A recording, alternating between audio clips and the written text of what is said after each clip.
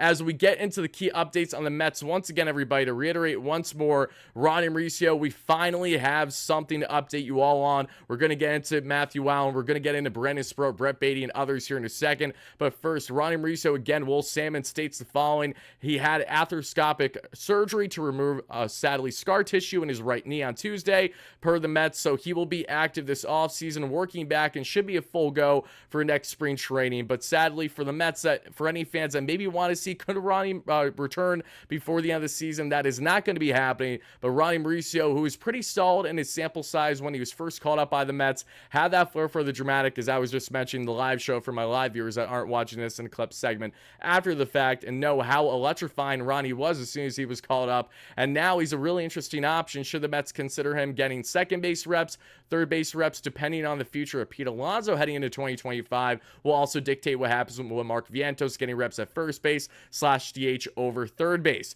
But Mauricio, who was a lightning rod his first couple weeks in the bigs with the Mets in 2023, something that you couldn't say the same with guys like Brett Baty, Francisco Alvarez, just to name a few of fellow Mets top prospects. Ronny showed what it means to not only be a Met in those short sample sizes, but understanding how to perform in a big market, even when the fans aren't always on your side, because you're downplaying in a year where you sold off at the trade deadline and you're not going to be going anywhere. But for Ronny in the 2023 campaign, 2 home runs, 11 runs scored, 9 RBIs, 7 stolen bases, which is fantastic for in just 26 games. We're looking at easily a guy that could steal you 40, 50 bags if he can stay healthy and not have the tear that we just saw happen this past spring. A 248, 296, 347 clip for 80 WRC plus. Obviously work to be had there for Ronny, but there was some strides of greatness that we saw in that limited sample size. I'm really excited to see Mauricio get a bigger opportunity here, hopefully in 2025 with the Mets. The big question is it going to be at second base? Is Jose Iglesias and Jeff McNeil going to return? Are they going to be both parted with? If it's one, they're going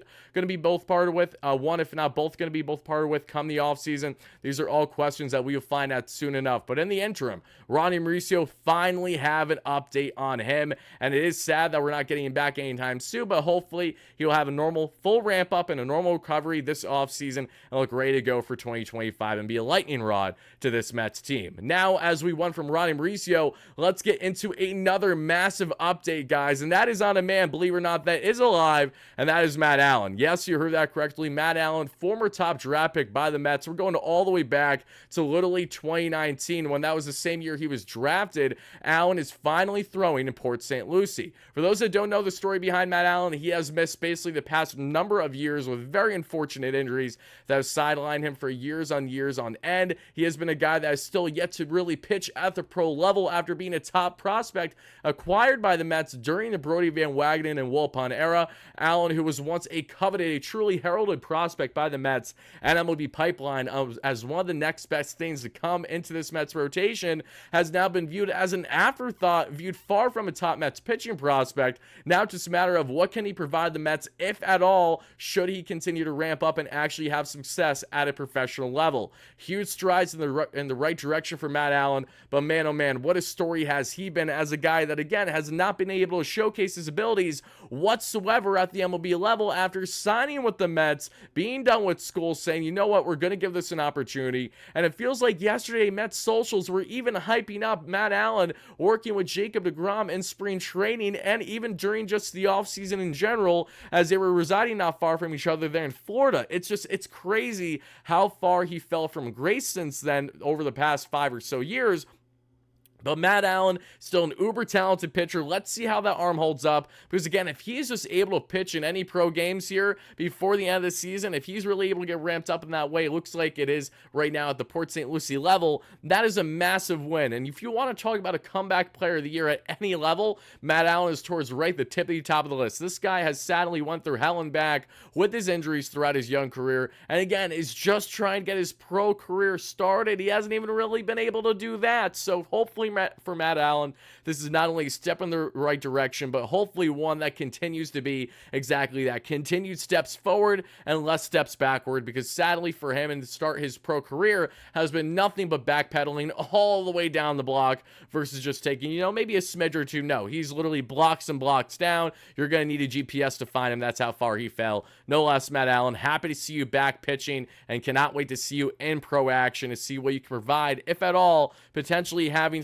success and potentially being a lights out story of a guy working back to at minimum be a professional level pitcher, even if he doesn't hit the bigs because of all the ailments that he's endured. But that's the latest there on Matt Allan. A crazy update for sure. I mean, who had on their bingo card that they were going to get any updates on Matt Allan today? I sure as heck did not expect that. I don't know about you guys, but what I do know is that we have another key update on the pitching front, and this has to do with a man that has been taking the league by storm this year. By league, I mean they're in Double-A after being moved up from High-A this year. Brandon Sproat with another masterful outing that we have to highlight here today, folks, because my goodness, my God, my gracious, what we saw Brandon Sproat do was nothing short of a thing of beauty. He struck out a total of 11 in his outing tonight for the Rumble Ponies. Again, we are looking at one of the best pitching prospects in all of Major League Baseball right now. A total of 5 innings, 2 hits, 0 earned runs, 0 walks, 13 strikeouts, and yeah, I'm not trying to brag or anything for Brandon, but struck out 11 in a row. It does not get better than Brandon Sproat, who went from not even being a top 100 prospect entering the season to now being well within the MLB pipeline top 100, to now being deemed by recent reports as a top 20 to top 25 prospect in baseball, as deemed at a top 3 to top 5 pitching prospect in baseball. When you have Brandon Sproat, who represented the Mets at this year's Futures game, and mind you, this guy touches over 100 on the gun, like consistently, just absolute gas, a thing of beauty with the swing and miss. The Mets are quickly finding out that not only Kristen Scott was a quick high riser for them, a reliever turned starter here, but a fellow Gator now, and Brandon Sproat, who the Mets betted on so big time they drafted twice, is now showcasing exactly why he was so heralded and coveted by the Mets over the past couple years, and is looking like a guy that could impact this Mets team quite literally some point this season as a relief option for them, assuming that they're not going to try to keep him stretched out as a starter down the stretch for postseason play, knowing that the potential risks that may come with it for Sproat. But hey, all I will say is Brandon Sproat, with the way this man continues to pitch, by far his best start since the Futures game, because he's had some up-down since then. A dominant outing that I cannot wait to see more out of. And I think the big question now when we talk about Brandon Sproat is what is going to happen with him? When is he going to get called up? So that is my great question to each and every one of you guys and gals watching live in a replay here, if you're watching this clip after the fact as well. When do you think Brandon Sproat will be called up? Do you think he should be called up? Mind you, Brandon Sproat prior to tonight's game had a 2.67 ERA. He's now at a 2.05 or so. We look at his total numbers, especially that we have seen in Double-A, are tremendous. Over 10 K per 9 this season to right around 2 walks per 9. A fantastic K to walk ratio for Brandon Sproat. And it shed a little bit more light on just how good Brandon Sproat has been this season at both levels, but specifically his outing today, folks. Let's look at what my guy Isaac Rothman has to say about him. Isaac, who is a nightly pitching contributor here on the channel. We're doing a lot of fantastic things together. And Brandon, pardon me, not Brandon, but Isaac has this to say on Brandon Sproat's outing. Mind you, we can't get too much advanced information given the fact that he's still pitching at the Double-A level. Once he gets to Triple-A, we'll be able to really record and find out more. But Sproat, again, 5 innings of 2 hits, 0 earned runs, 0 walks, 13 strikeout ball, at just over 2 ERA this season with 81 pitches thrown in this game. You know, when we look at the arsenal as well, the four-seam fastball sitting 94, 98, but topping out 102. The slider 86 to 90, changeup 87 to 89, curveball 78 to 81,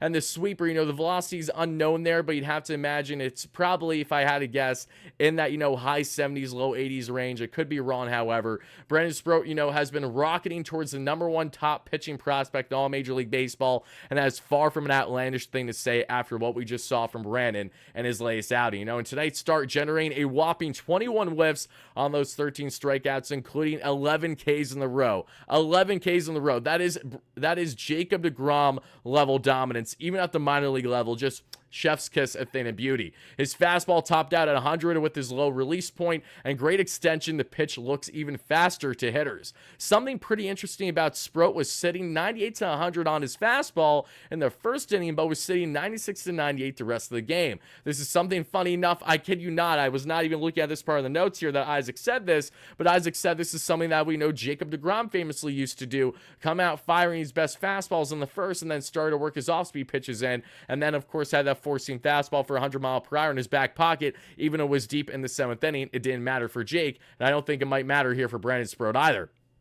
Sproat's changeup is one of the most underrated pitches in the minor leagues right now. Recently, we got StatCast data on Sproat from the Futures game, so we finally were able to see metrics on that changeup, and that was right around a 5 IVB, vertical break there, and 16 on the horizontal break. 89.9 miles per hour for context. Average horizontal break on a changeup is around 11 inches, so 16 is well above average here for Sproat. The only pitch that profiles close to this is Kevin Gausman's splitter there, so just for some further info and detail on that front. He also features a slider cutter hybrid, or a slutter that they like to call it, type pitch that has tight movement and high velocity. This slutter, his advanced changeup, and his fastball gives him 3 legit weapons against left-hand hitting. He is working on his sweeper as a weapon against right-hand hitters as well, and it looks like he got 1 or 2 Ks on it tonight. He also changes speeds with a curveball once in a while. Overall grade, 8 out of 10 for Brandon Sproat. I'm giving you Brandon Sproat at 8 out of 10 as well. You didn't get too much length. We got our guy Mark Brooks in the chat as well, everybody. Thank you all so much for being in here. I appreciate that. Coming here with some air, you were just ranting, painful to listen to. My friend, it is only ranting if I'm just saying a bunch of gibberish and I'm not being correct with my breakdowns. It's far from it. Yes, I talk fast, but that's because I have a lot to say in a fairly short period of time to do so, and trying to cram it into within an hour's time frame or so. So I apologize if it's a little fast for you. All I would say is maybe just put the stream back a little bit on the actual speed. You can do that should you wish. Otherwise, I appreciate you chiming in no less. But Mark Brooks, thank you for the donation, my friend. I wish I could send it back though, because that should all be going to you. But Mark, again, I'm wishing you the absolute best, seriously, for you and your family. And again, very happy that Angela was able to reach out, and we hope that we can do the best for you as you try to get everything rectified with your living situation. But that's the latest there, folks, when talking about, yes, Mr. Brandon Sproat, just pure dominance that we saw from him once again, and you absolutely love to see it. So a couple more updates here before we continue on with the show, and that's where we'll cut off for this being a separate clip entirely for people that watch this after the fact. But the latest updates on Brett Baty are as follows, everybody. Brett Baty was sought after by a lot of teams, reportedly at the MLB trade deadline, according to SNY's Andy Martino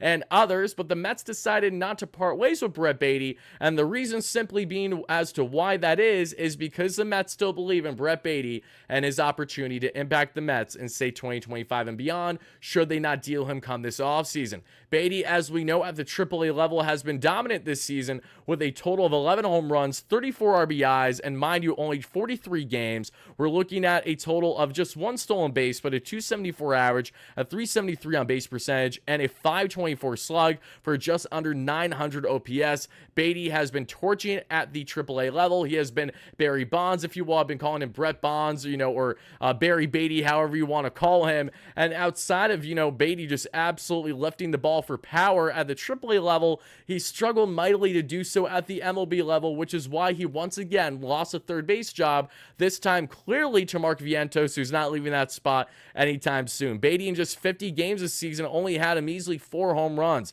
15 runs scored, 16 RBIs, a 229 average, a 306 on base percentage, a 327 slug for 85 WRC plus and a .5 WAR. For Brett Baty, it's about being able to lift that ball and hit MLB pitching consistently, because his defense made major strides in the right direction this year, which went in hand with why he was a hot commodity for teams seeking, young MLB-esque talent with team control. That is what Baty gives you, and he kind of looks like a man currently without a position for the Mets, as they may continue to toy with him getting reps at the second base position at the AAA level, if not potentially corner outfield. But for Brett Baty, for the interim, even though that, yes, he might not look like he has a prime fit with the Mets as things currently stand, that could change come the offseason depending on how they view him heading into 2025, and at the very least can be a trade chip for the Mets then to consider, versus not giving him up because they say did not feel a deal worthy of doing exactly that at this past year's MLB trade deadline. And last but not least, here with our updates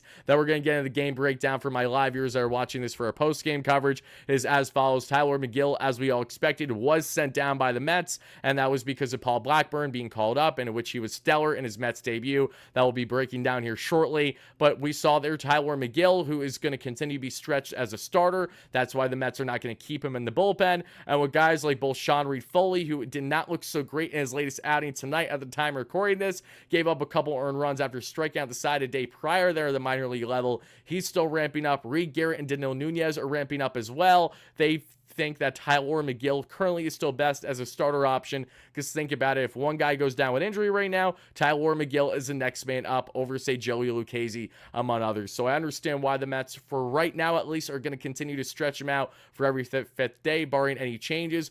But those are all the latest updates for all the latest big Mets updates here. And now let's get into breaking down this ball game, shall we? To all my late viewers, I appreciate you guys. Have you watched this in an individual video format here, separate from the live show? Let me know what is your biggest takeaway from all the latest big Mets updates here in Metsland as of August 2nd. Thank you all so much for that. Now let's continue on with the show. And people watching this on replay, appreciate you guys dropping your thoughts and comments down below. And let's go Mets, baby. Peace out.